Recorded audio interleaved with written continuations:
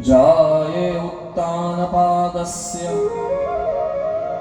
सुनीते सुरुचिस्तयौ सुरुचि प्रेयसीर्पत्यु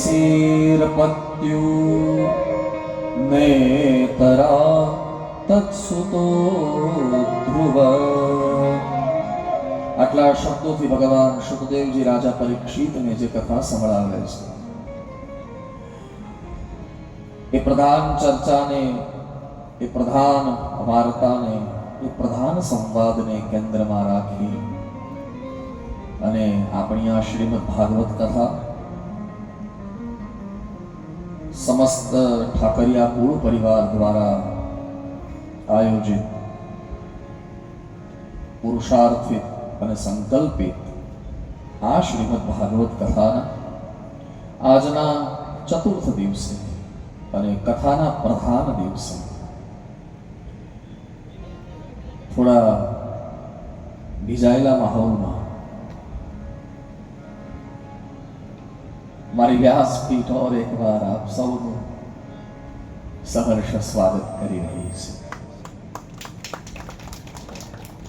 વિરાજેલા તમામ શ્રોતાઓને અને મહાનુભાવોને વ્યાસપીઠ પરથી મારા પ્રણામ, વંદન। આપ સૌને જય દ્વારકાધીશ।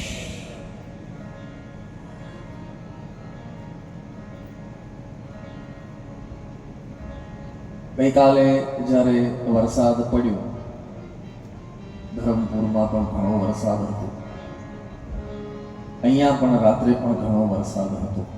મેં સમાચાર લીધા, ધનસુખભાઈનો ફોન પણ આવ્યો।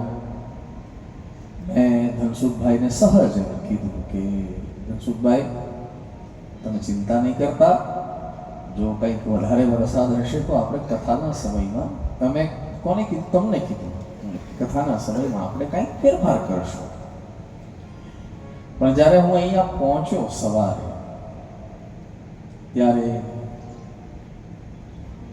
તમામ વ્યવસ્થા બદલાઈ ચૂકી હતી અને મેં ધનસુખભાઈને પૂછ્યું કે ભાઈ કંઈ તકલીફ કે કંઈ ચિંતા નથી ને?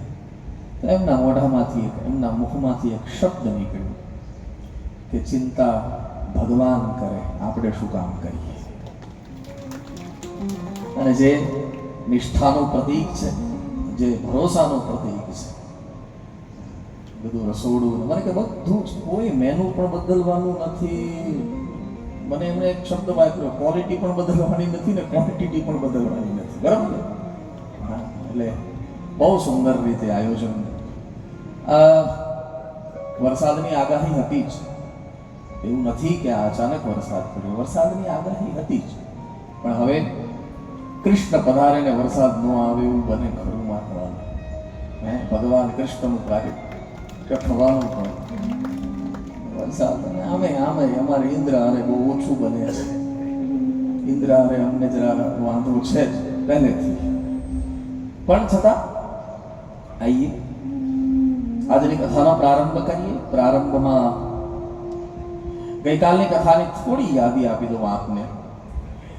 ભગવાન બ્રહ્માજીએ પોતાના શરીરના બે ભાગ કર્યા, મનુ અને શત્રુપા, અને એ મનુ અને શત્રુપાને મૈથુન ધર્મ આપવામાં આવ્યો। મૈથુન ધર્મ એટલે લગ્ન કરવાની પરંપરા, અને લગ્નના દ્વારા બે શરીર મળ્યા અને 5 સંતાનોની પ્રાપ્તિ થઈ। એમાંથી 3 દીકરીઓ છે, આકૃતિ, દેવહૂતિ અને પ્રસૂતિ, જેની કથા આપણે ગઈકાલે બધાએ સંક્ષિપ્તમાં શ્રવણ કરી। હવે જે ભાગવતમાં કથા આવે છે ને, મનુ મહારાજના વંશમાં જેટલા પણ દીકરાઓ થયા એની કથા આવે છે। સૌથી મોટો દીકરો નામ છે ઉત્તાનપાદ, અને સૌથી એટલે કે બીજા નંબરનો દીકરો, નાનો દીકરો, એનું નામ છે પ્રિયવ્રત। જાય ઉત્તાનપાદસ્ય, રાજા બનાવ્યો ઉત્તાનપાદને, અને ઉત્તાનપાદને 2 પત્ની છે, એવી ભાગવતમાં ચર્ચા છે। એકનું નામ છે સુનીતિ અને એકનું નામ છે સુરુચિ। પણ રાજા શું છે, સુરુચિ સાથે વધારે પ્રેમ કરે છે, સુનીતિ સાથે ઓછો પ્રેમ કરે છે। હા, આ અધ્યાત્મ લેવું હોય ને જરા જરા ધ્યાન આપજો કથામાં. અધ્યાત્મ સ્પર્શ જો લેવો હોય આ કથાનો, તો આ જગતનો પ્રત્યેક જીવ ઉત્તાનપાદ છે અને બધાને બે પત્ની છે. ઉત્તાનપાદનો અર્થ થાય કે જન્મતી વખતે જેના પગ ઊંચા હોય એને ઉત્તાનપાદ કહેવાય. ઉત્તાન એટલે ઊંચા, પાદ એટલે પગ. આ જગતમાં બધા જ જીવ જન્મે એના પગ ઊંચા જ હોય, એટલા માટે આ જગતના પ્રત્યેક જીવ ઉત્તાનપાદ છે અને સૌને બે પત્ની છે. આપણામાં રુચિ પણ જીવે છે અને આપણામાં નીતિ પણ જીવે છે. રુચિ વગરનું જીવન શક્ય કેવી રીતે? શ્વાસ લેવો ને એ પણ જીવવાની રુચિ છે એટલે શ્વાસ લઈ રહ્યા છે. રુચિ વગરનું જીવન શક્ય છે જ નહીં. આપણા બધા પાસે રુચિ પણ છે અને આપણા બધા પાસે નીતિ પણ છે, પણ આપણા બધાની પણ એ જ તકલીફ છે જે રાજાની તકલીફ છે. રાજા રુચિ સાથે વધારે પ્રેમ કરે છે, નીતિ સાથે ઓછો પ્રેમ કરે. એવી રીતે આપણે પણ આપણને શું ભાવે છે ને એની સાથે આપણને વધારે પ્રેમ છે. ના, શું હોવું જોઈએ એની સાથે લોકો ઓછો પ્રેમ કરે છે. બંનેમાંથી ફળ જન્મે. હા, નીતિમાંથી પણ ફળ જન્મે અને રુચિમાંથી પણ ફળ જન્મે. ભાગવતમાં રુચિના દીકરાનું નામ બતાવ્યું છે ઉત્તમ. વખતે કદાચ ભોગવવામાં આપણે જે રુચિ સાથે પ્રેમ કરીએ ને, આપણે એમાંથી જે પણ ફળ જન્મે, ભોગવવામાં, વાપરવામાં, જોવામાં, બોલવામાં ઉત્તમ હોય, પણ એ ઉત્તમના વિનાશની કથા. કારણ કે રુચિમાંથી જે ફળ જન્મે, સંસારની રુચિમાંથી ફળ જન્મે, એક દિવસ મટી જ જાય. બેમાંથી એક ઘટના આપણી સાથે ઘટવાની છે અને ઘટવાની છે. હા, પહેલી ઘટના એ કે એક દિવસ એવો આવશે કે આ સંસાર આપણને છોડીને જતો રહેશે, અને યા તો એક દિવસ એવો આવશે કે સંસારને છોડીને આપણે જતું રહેવું પડશે. કારણ કે પ્રેમ રુચિથી જન્મેલું ફળ શાશ્વત નથી. પરમાત્મા સાથે પ્રેમ કરી અને જે ફળ જન્મે એ શાશ્વત છે. મેં ગઈકાલે શબ્દ વાપર્યો તો કલ્યાણ શાશ્વત હોવું જોઈએ, કલ્યાણ નાશવંત ન હોવું જોઈએ. ક્ષણમાં કલ્યાણ થાય અને ક્ષણમાં પાછું આપણું કલ્યાણ, એ કલ્યાણ કહેવાય જ નહીં. એટલે એ કયું કલ્યાણ? નીતિમાંથી જે ફળ જન્મે એ શાશ્વત છે. જો કોઈ વડીલ હોય અથવા કોઈ પણ ગામમાં કોઈ પણ વ્યક્તિ રહેતો હોય, નીતિથી જીવન જીવતો હોય, નીતિથી, તો ભલે એ બાપા અથવા એ વડીલ અથવા કોઈ પણ વ્યક્તિ, એનું શરીર ભલે આ જગતમાં 60-70 વર્ષે નહીં રહે, પણ એની નીતિઓ રહી જશે. કહેવાય આપણા વડીલ છે ને આમ કરતા, ગયા પછી પણ એના નામથી એ નીતિઓ ચાલતી રહે. એટલા માટે નીતિમાંથી જે ફળ જન્મ્યું છે એ શાશ્વત છે. દાખલા તરીકે આપણે કેટલી બધી નીતિઓ પ્રચલિત છે. વિદુર નીતિ એક પ્રચલિત છે. વિદુરજીએ જે આપણને જીવન જીવવા માટે નીતિઓ બતાવી છે, એ નીતિઓ આજે પણ છે. દાખલા તરીકે એક નીતિ છે, એ આપણા શાસ્ત્રોમાં એનું નામ છે શુક્ર નીતિ. શુક્ર નીતિનો એક આખો બહુ મોટો વિશાળ ગ્રંથ છે. જેને પોતાની જાતને હિન્દુ કહેવા હોય, પોતાની જાતને જ્યારે માણસે હિન્દુ તરીકે પ્રસ્થાપિત કરવો હોય તો એને શુક્ર નીતિ વાંચવી જોઈએ. હા, હિન્દુ શબ્દ કેવી રીતે આવ્યો, આપણે સનાતનમાંથી હિન્દુ શબ્દ ક્યાંથી લઈ આવ્યા, એ બધા એ તો અત્યારે લોકો એમ કહે છે કે અંગ્રેજોએ હિન્દુ શબ્દ આપ્યો. ના, હિન્દુ શબ્દ આદિ અનાદિ છે. હા, શુક્ર નીતિ આ બધા જ ખુલાસાઓ કરે છે. આ નીતિ છે. એક આપણને બોલવામાં બહુ સરળ લાગે ને આપણને બધાને મગજમાં તરત ફિટ થઈ જાય, ચાણક્ય નીતિ. આ અર્થશાસ્ત્રની નીતિઓ જે ભગવાન કૌટિલ્યએ બતાવી છે. ભલે ભગવાન કૌટિલ્ય આ ધરા પર નથી, પણ એની નીતિ હજી આ ધરા પર છે. કારણ કે નીતિમાંથી જન્મેલું ફળ શાશ્વત, અખંડ હોય, અચલ હોય. અને ભાગવતમાં જે નીતિ દ્વારા દીકરો જન્મ્યો છે એનું નામ છે ધ્રુવ. અને ધ્રુવનો અર્થ થાય સ્થિર, અચલ, અટલ, અવિચલ. હા, એટલા માટે તમે જુઓ ને આજે પણ ભગવાનના ભક્ત ધ્રુવજી રાજ્ય કરે જ છે. આ હોકાયંત્ર જે બતાવે છે એમાં ઉત્તર દિશા, એ હોકાયંત્ર એક જ દિશા બતાવે છે, ઉત્તર. જેને અત્યારે વૈજ્ઞાનિકો એને નોર્થ પોલ કે નોર્થ પોલ. વૈજ્ઞાનિકોએ પણ સાબિત કર્યું છે કે આ જગતમાં સાઉથ પોલ હલતો રહે છે, નોર્થ પોલ અખંડ છે.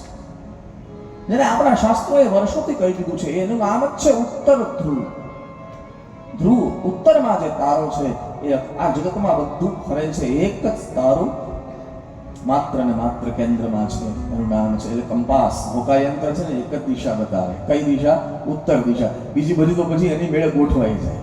આમ ચોકડી હોય, ઉત્તર દિશા બતાવી દે એટલે બીજી બધી એની મેળે ગોઠવાય છે. કારણ કે ભગવાનના ભક્ત છે, અચલ છે. એટલા માટે આપણે ત્યાં કવિ પ્રેમલ, એને એક બહુ સુંદર પદ લખ્યું છે, મને બહુ પ્રિય. શંકરભાઈ, આ પદ મને બહુ પ્રિય. જ્યારે એકલો બેઠો હોય ત્યારે આ પદ ગુનગુનાવતો, અને આ પદ ગાવાથી ભગવાનના ચરણમાં ભરોસો દ્રઢ બને. કવિ પ્રેમલે લખ્યું પદ છે. એ ધ્રુવને આપ્યું અવિચલ રાજ, પોતાનો કરી સ્થાપ્યો રે. ધ્રુવને અવિચલ રાજ્ય આપ્યું પરમાત્માએ. હા, પોતાનો કરી સ્થાપ્યો.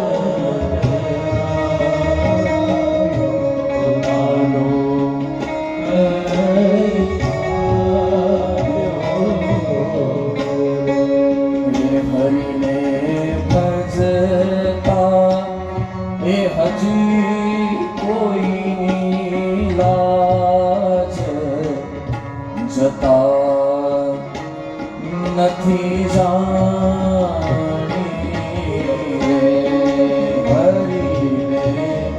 હરિને ભજતા.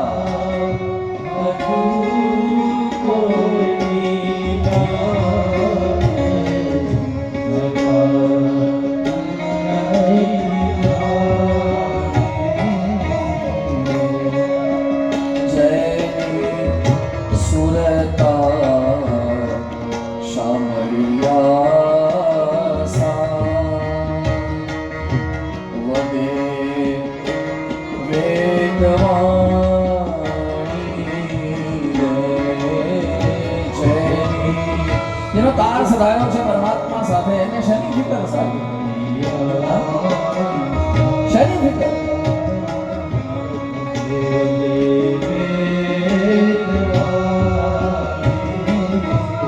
હું આજકાલ રાયચંદભાઈ, હું આજકાલ છે ને યુવા પેઢીની એક વાત કહેતો રહું છું. જે પણ યુવાનો મારી કથામાં આવે, જ્યારે પણ મારી સાથે એ સંવાદ થાય, યુવાનોનું ઇન્ટરેક્શન થાય, ક્વેશ્ચન આન્સર થાય, કેટલું બધું થાય, કેટલું બધું કરીએ છીએ. પણ અત્યારે થોડા સમયથી, જ્યારથી કોરોના ગયો ને ત્યારથી હું યુવા પેઢીને એક વાત કહેતો આવ્યો છું કે ભગવાનની પૂજા થાય તો કરજો, ન થાય તો ચિંતા નહીં કરતા. ભગવાનની માળા થાય તો કરજો, ન થાય તો ચિંતા નહીં કરતા. ભગવાન માટે ઉપવાસ થાય તો કરજો, ન થાય તો ચિંતા નહીં કરતા. પણ ભગવાનના ચરણમાંથી ભરોસો ઓછો નહીં કરતા. બસ એક જ ઔષધિ છે, એક જ વિધા છે આપણી પાસે. બાકી આપણા હાથમાં કાંઈ નથી મારા વાલા. હા, મર્દ મુછાળા માનવી ગજબ હતા ગંભીર. મૂછ મુછાળા માનવી, મૂછે લીંબુ ટીંગાડે તો ટીંગાઈ જાય, આવી મૂછો હતી. પણ ઈ પણ સમયના કારણે એને પણ પરાજય સ્વીકારવો પડ્યો. શું કામ? ઈશ્વરના ચરણમાં ભરોસો ન રાખ્યો, ભરોસો ઓછો ન કરે. હરિ મારો, હું હરિનો, બસ એકો ઓછો કરે. હું હરિનો, હરિ મારા. એટલા માટે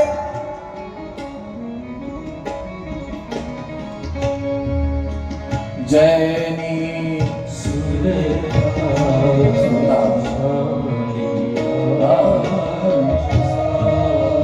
વધે વેદ વાણી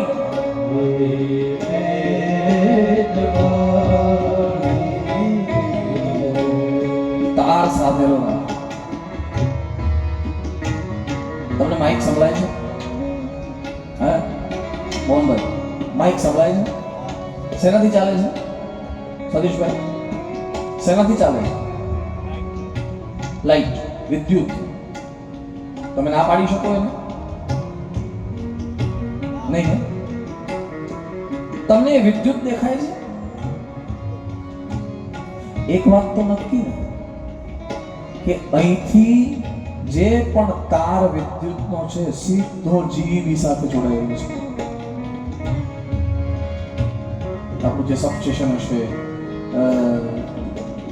60 kVA નું, હા, ત્યાંથી તાર સીધો અખંડ જોડાયેલો હશે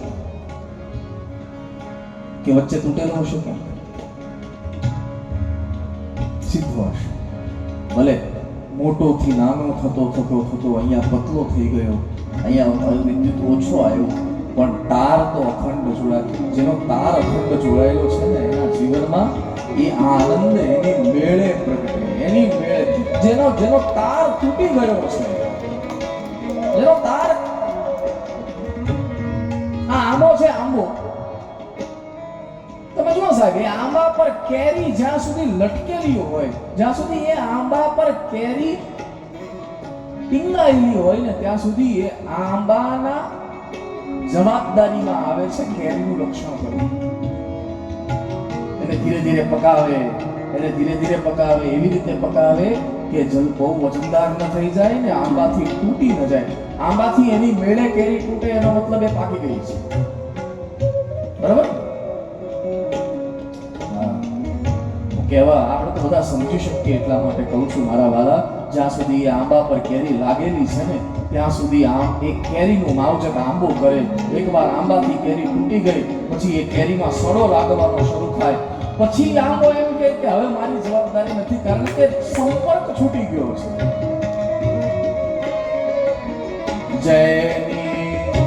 જેની સોરતા જોડાયેલી છે મારા વાલા.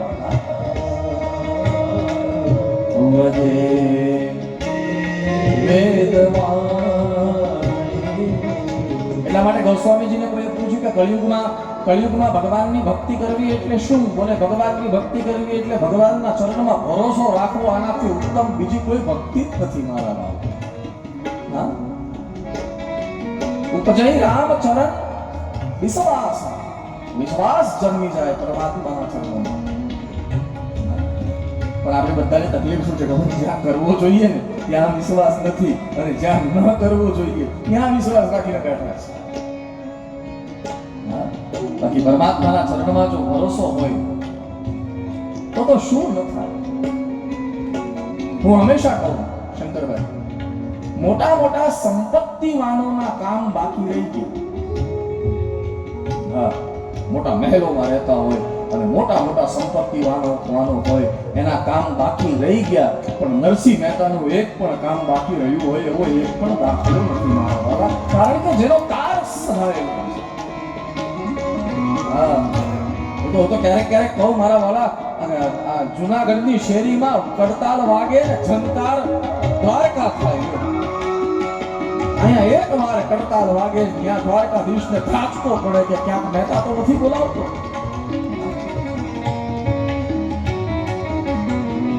વેપાર કરવા ગયા એને દિવાળા ફૂંક્યા.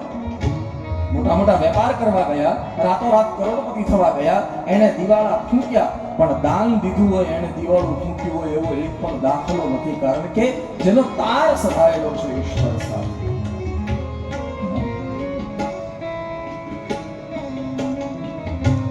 નરસિંહ મહેતા એના દીકરાને પરણાવવા ગયા સામલશાન. હા, પછી દીકરાની વહુ હતી ને, એટલે કે દીકરાની સાસુ હતી ને, દીકરીની વહુ, એને છે ને એક મેણું મારેલું કે મહેતાજી કાંઈ ન લાવો ને પેરામણીમાં તો કાંઈ નહીં, એક મોટો પથ્થર લેતા આવો. હા, ઘણા લોકો એમ કહે કે આ તો કુંવરબાઈના મામેરાની વાત છે. ઘણા લોકો એમ કહે શામળશાહના, જ્યારે હોય ત્યારે આપણે તો સિદ્ધાંત પકડવો છે. હા, અને એક દિવસ લગ્નનો દિવસ નજીક આવ્યો. નાગરની નાથને આમંત્રણ આપવા ગયા ભગવાનના ભક્ત મહેતાજી. એટલે મહેતાજીએ જઈને કીધું કે ચાલો મારા દીકરાના લગ્ન છે, આપણે જાન લઈ જવી છે. નાગરની નાતે બહિષ્કાર કર્યો. અમે નહીં આપીએ. કેમ? બોલે તો ગમે ત્યાં જઈને ભજન કરે છે. તારા દીકરાની જાનમાં કોણ આવે? ભગવાનના ભક્ત સાથે કસોટી બહુ થાય. તમે જોજો. સંસાર ન સ્વીકાર, ક્યારેય ન સ્વીકાર. અને સારું છે સંસાર ન સ્વીકારે ને એટલા માટે જ એની ભક્તિ અખંડ રહે.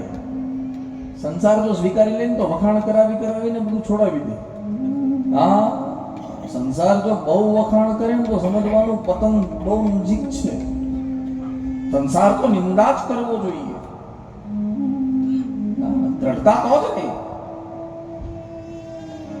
અને નાગરની નાતે બહિષ્કાર કર્યો. અમે તારા ઘરે નહીં આવીએ. અને પરિણામે નરસિંહ મહેતાએ કીધું જેવી હરિની ઈચ્છા. ભાવિ બલવાના, ભાવિ બલવાના. પોતાની મંડળી ભેગી કરી. એટલે આ તંબુરા વાળા તબલા વાળા ભેગા કર્યા બધા. આ બધાને કીધું હાલો આપણે મારા દીકરાને પરણાવવા જવું છે. ભજન ગાતા ગાતા જાન કાઢી. ખબર ન પડે કે આ જાન છે કે ભજન મંડળી.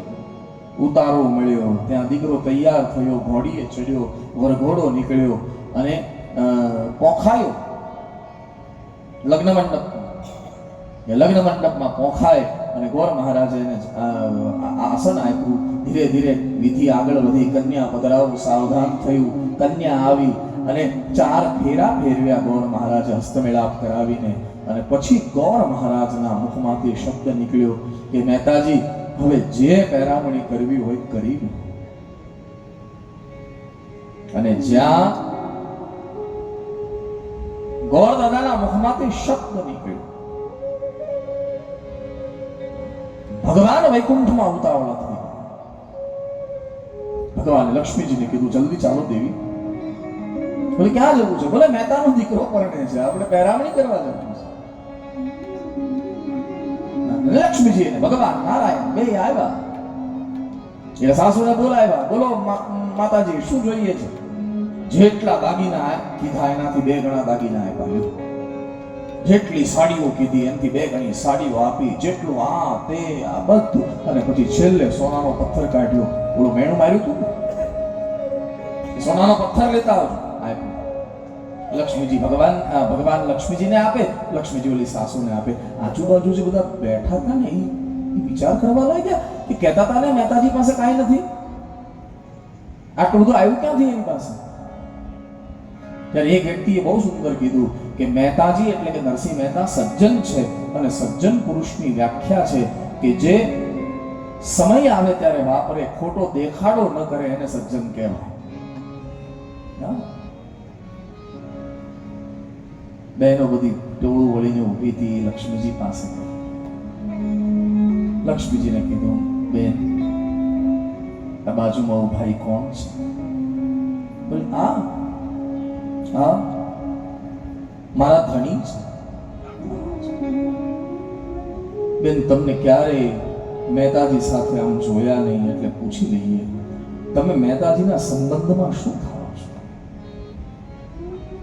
મામાના છો, માસીના છો, ફઈના છો, શું સંબંધમાં છો? ત્યારે લક્ષ્મીજીએ બેનને કીધું લોહીનો તો કોઈ સંબંધ નથી, પણ મહેતા નરસિંહની પેઢી ચાલે છે, એમાં હું ને મારો ધણી બે નોકરી કરીએ છીએ. આ મહેતા જ્યારે પગાર આપે ત્યારે અમારું પેટ ભરાય છે. તમે વિચાર કરો સાહેબ, જેની સુરતા જોડાયેલી છે, જેની સુરતા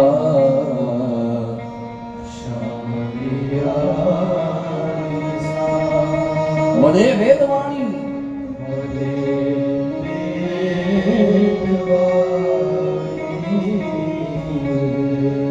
ભરોસો પરમાત્માના ચરણમાં ભરોસો. ગોસ્વામીજી એટલા માટે કહે છે ઉપજય રામ ચરણ વિશ્વાસ. સુરદાસજીએ તો ત્યાં સુધી કહી દીધું દ્રઢકીના ચરણ કેરો. આનાથી મોટો કોઈ શ્લોક ન હોઈ શકે.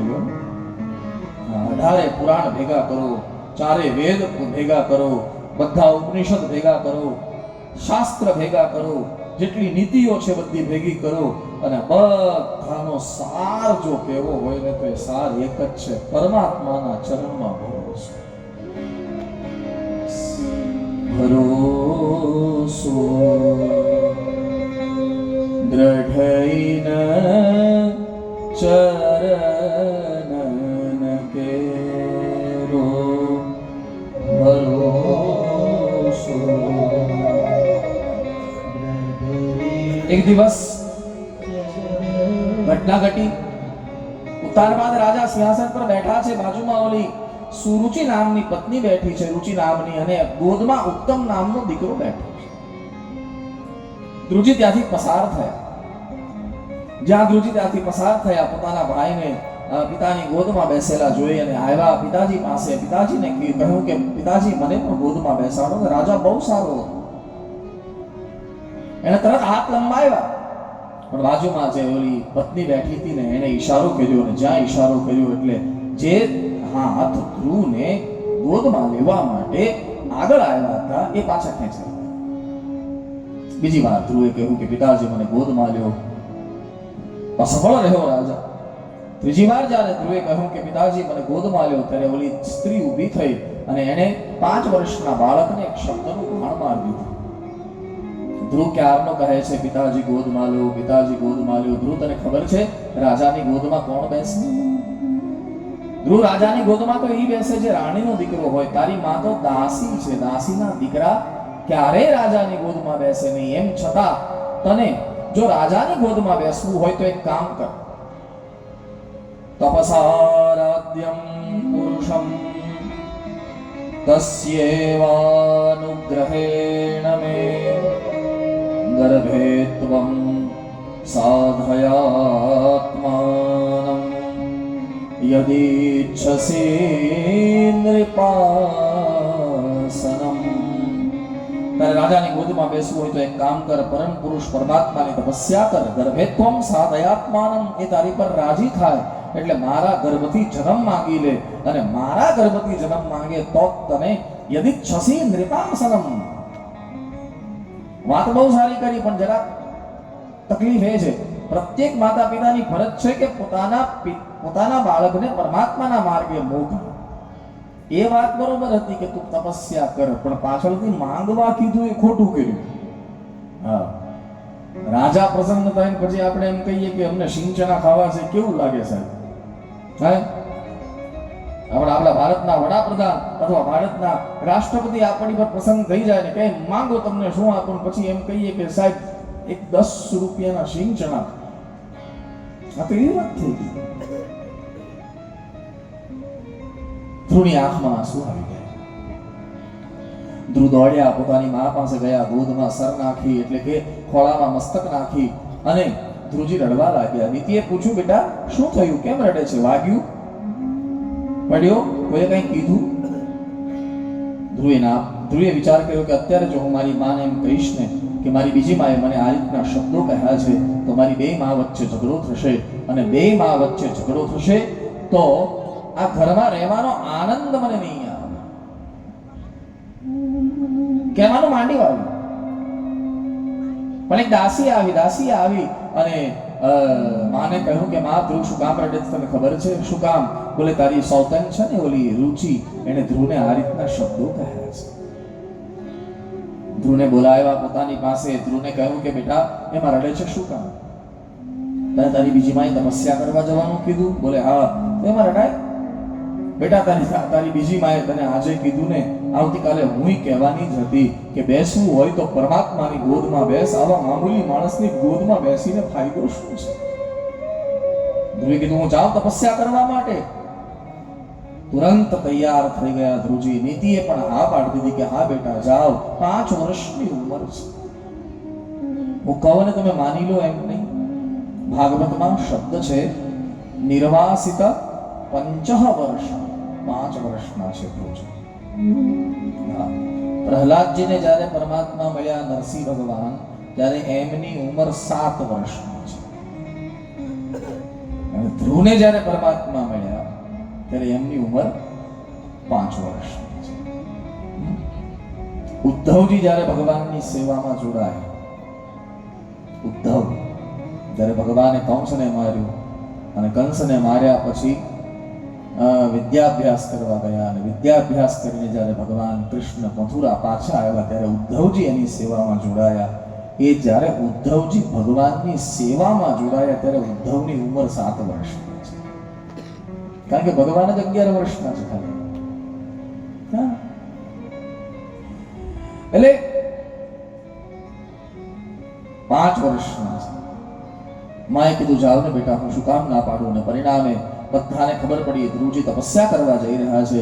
આખું ગામ આવ્યું સમજાવવા માટે, કોઈનું માન્યા નહીં. અને ધ્રુવજીએ સંકલ્પ કર્યો કે હું તપસ્યા કરવા જઈશ. કતારબદ્ધ લોકો ઊભા છે ધ્રુવનું દર્શન કરવા માટે. આંગળી પકડી, માની આંગળી પકડીને ધ્રુવજી 5 વર્ષના ધીરે ધીરે ચાલતા ચાલતા રાજ્યમાર્ગ પર આવ્યા. નગરની સીમા સુધી આવ્યા. નીતિએ કીધું કે બેટા, અહીંથી આગળ તારે એકલાએ જવું પડશે, અમે નહીં આવીશું. પણ બેટા, એક વાતનું ધ્યાન રાખજે કે તું એકલો નથી જંગલમાં, મારો આશીર્વાદ તારી સાથે છે. અને બીજું, તને કોઈ સંત મળે ને જંગલમાં તો એને પ્રણામ કરે છે. ખબર છે નીતિને કે આજે માર્ગે જઈ રહ્યો છે ને ધ્રુવ, એ માર્ગે એને વધારેમાં વધારે કોઈની જરૂર હોય તો એ સંતની છે. ગુરુ વગર કોણ બતાવે પરમાત્મા? કોણ બતાવે? મોરો બતાવ્યો મરમનું, ઉતર ગયા સબ જય. ગુરુ મારો દારૂડી મુझ પર કીધી. ગુરુ માટે તો કેટલું બોલાય છે, કેટલું. આખી ગુરુ ગીતા છે.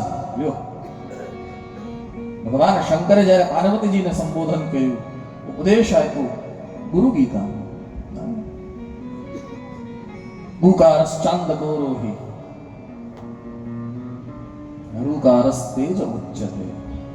ગુ અને રૂ બે શબ્દમાં આખું આખું આખું આખું શાસ્ત્ર સમાયેલું છે. કયું? બોલે ગુ બોલીએ ને એટલે અંધકાર નું પ્રતીક છે, અને રૂ બોલીએ એ પ્રકાશનું પ્રતીક છે. રૂકારસ ચાંદકોરોહિ રૂકારસ તેજ ઉચ્ચતે. જા, કોઈ સંત મળે તો પ્રણામ કરજો. ધ્રુવજીની યાત્રાનો આરંભ થયો. બધા જ ઉભા રહ્યા. ધીરે ધીરે ક્ષિતિજમાં જ્યાં સુધી ધ્રુવ દેખાયા ત્યાં સુધી બધા ઉભા રહ્યા. અને પછી બધા રડતા રડતા પાછા આવ્યા. આ બાજુ ધ્રુવજીની યાત્રાનો આરંભ થયો. ભગવાનને એમ થયું કે આ 5 વર્ષનો બાળક મારી તપસ્યા કરવા નીકળ્યો છે, ચાલ જરા જઈને તપાસ કરાવી લઉં કે તુંબડું કાચું છે કે પાકું. અને પરિણામે નારદજીને આજ્ઞા કરી. નારદજી આવ્યા. નારદજીને ભગવાને કીધું કે નારદજી જરા જુઓ તો, ધ્રુવ તપસ્યા કરવા નીકળ્યો છે તો અમથા નીકળ્યો છે, પાછો 1-2 દીમાં પાછો વળી જાય એમ છે કે દ્રઢતાપૂર્વક નીકળ્યો છે. અને પરિણામે નારદજીએ કીધું કે હું પરીક્ષા કરી આવું. ધ્રુવજીની સામેથી નારદજી પસાર થયા. ધ્રુવનું ધ્યાન ગયું, માના શબ્દો યાદ આવ્યા કે સંતને પ્રણામ કરવા કહ્યું છે. અને પરિણામે દોડ્યા ધ્રુવજી. દોડીને આવ્યા, નારદજીને પ્રણામ કર્યા છે. નારદજીએ ઉઠાવ્યા. ધ્રુવને કીધું કે બેટા, મુખ પરથી તો તેજ લાગે છે, કોણ છો તું? બોલે બાપા, મારું નામ ધ્રુવ છે. કોનો દીકરો? ઉત્તાનપાદનો. ઉત્તાનપાદ એટલે રાજા. હા બાબા, રાજકુમાર આમ જંગલમાં ભટકે છે. ભટકતો નથી બાબા, તપસ્યા કરવા નીકળ્યો છું. અરે ફરી કહેતો, હા બાબા, તપસ્યા કરવા નીકળ્યો છું. તારી ઉંમર જો 50 વર્ષ. સહમાત્રા મહાન કવિ. નાધુરાપ્ય વામનંતે સમ્માનમ વાપી પુત્રકઃ. હા, નારદજી બોલ્યા છે. લક્ષયામ કુમારસ્ય સક્તસ્ય ક્રીડનાદિષુ. આ તારી રમવા કૂદવાની ઉંમર. સક્તસ્ય ક્રીડનાદિષુ, ક્રીડા કરવાની ઉંમર છે, અભ્યાસ કરવાની ઉંમર છે. શ્રીમદ ભાગવત છે ને, અદ્ભુત છે.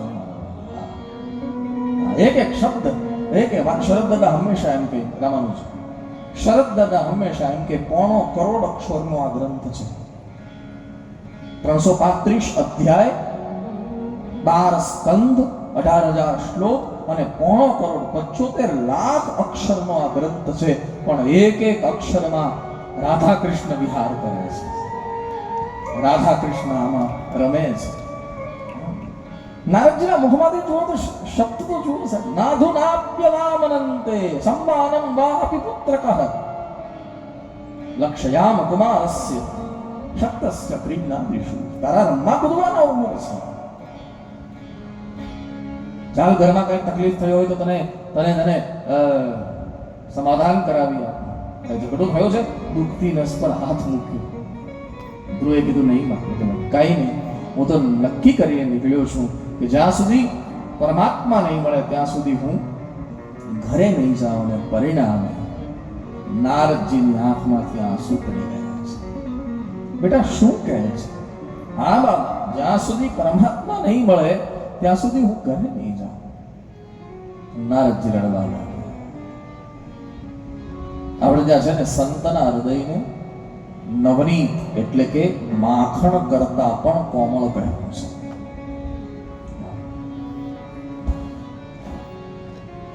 માખણ પીગળે પણ ક્યારે? નીચે અગ્નિ થાય તો, બરાબર? નીચે તાપ થાય તો માખણ. તમે અહીંયા માખણ રાખો ને ત્યાં અગ્નિ રાખો તો ત્યાંના અગ્નિથી આ માખણ પીગળે નહીં. નીચે અગ્નિ થાય તો માખણ પીગળે, તો નીચે અગ્નિ થાય તો લોઢું પીગળી જાય છે સાહેબ. માત્રા ભલે અલગ અલગ છે, હા, માખણની મહાનતા ક્યાં છે? સંતનું હૃદય એના કરતા કોમળ એટલા માટે છે, ત્યાંના અગ્નિથી અહીંનું માખણ નહીં પીગળે. પણ સંત એક એવું હૃદય છે કે દુઃખ બીજા પર પડે અને પોતાની કુટિયામાં બેઠો બેઠો ઈ રડતો હોય, દુઃખ આગ ક્યાંક લાગી હોય અને પીગળતા ક્યાંક હોય. એટલા માટે સંતનું હૃદય નવનીત, નવનીત એટલે માખણ કરતા કોમળ છે. સંત હૃદય નવનીત સમાન, સંત હૃદય નવનીત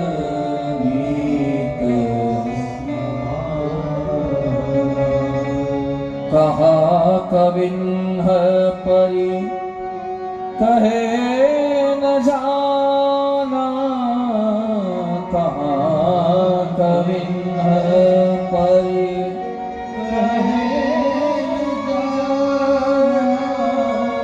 નિજ પરિતાપ દ્રવૈ નવનીતા,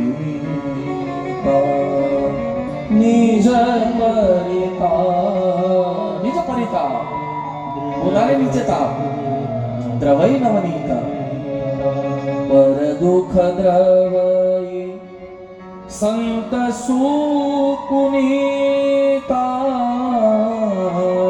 પર દુઃખ દ્રવૈ સંત સુપુનીતા, નાથ આજ મેં કાહ ન પાવા, નાથ આજ મેં કાહ ન પાવા. દશરથજી જ્યારે વશિષ્ઠજીને મૂકવા, વિશ્વામિત્રને મૂકવા ગયા ત્યારની એટલે આ નહીં, એક બીજી ચોપાઈ છે. આ તો કેવટની ચોપાઈ છે. નાથ આજ મેં કાહ ન પાવા, મિટઈ દુઃખ દોષ દુઃખ. આ તો કેવટ બોલ્યા છે.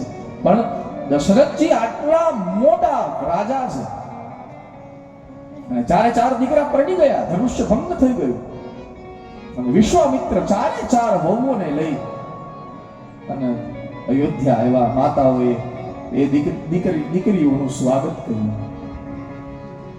અને વિશ્વામિત્ર જે રામને લેવા આવ્યા હતા એ મૂકવા આવ્યા કે મહારાજ મેં વચન આપ્યું હતું તમને કે તમારા બે દીકરાને હું પાછો મૂકી જઈશ, આ રામ અને લક્ષ્મણને તમને સોંપું છું, થોડા દિવસ વિશ્વામિત્ર રોકાયા અયોધ્યામાં અને પછી વિશ્વામિત્રે રજા માંગી. મહારાજ, હવે મને રજા આપો, મારે મારા આશ્રમ જવું છે. આખો વિશાળ અયોધ્યાનો સમાજ વિશ્વામિત્રની પાછળ, જેણે જાનકી મિલાવી.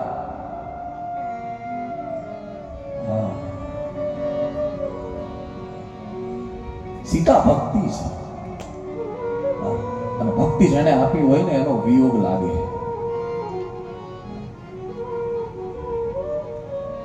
વિશાળ સમાજ અયોધ્યાના સીમા સુધી આવ્યો. વિશ્વામિત્રે કીધું, બસ મહારાજ, હવે તમે અહીંથી પાછા ફરો, હું જતો રહીશ. ચરે વેતી ચરે વેતી ચરે. જ્યાં વિશ્વામિત્રજીએ કીધું એટલે ત્રણેય રાણીઓને બોલાવી, ચારેય દીકરાઓને બોલાવ્યા, ચારેય વહુઓને બોલાવ્યા અને અયોધ્યાના રાજા દશરથજીએ આખા પરિવારને કીધું કે એક સાથે આ સંતને પગે લાગો. અને આખો ભગવાન રામ, લક્ષ્મણ, ભરતજી, શત્રુઘ્ન, સીતાજી, ઉર્મિલા, માંડવી, શુતકીર્તિ, કૈકેયી, કૌશલ્યા, સુમિત્રા, આખો પરિવાર એક સાથે એ સંતના ચરણમાં પડ્યો. અને ત્યારે દશરથજીના મુખમાંથી એક ચોપાઈ નીકળી છે, મહારાજ, હું તો તમારો સેવક છું. નાથ સકલ સંપદા તુમ્હારી. નાથ એક સંતના ચરણ પકડ્યા છે. मैं सेवक समेत सूत नारी. मैं सेवक, હું સેવક છું. શેની? બોલે મારા દીકરાઓ અને મારી પત્નીઓ સાથે હું તમારો સેવક છું. मैं सेवक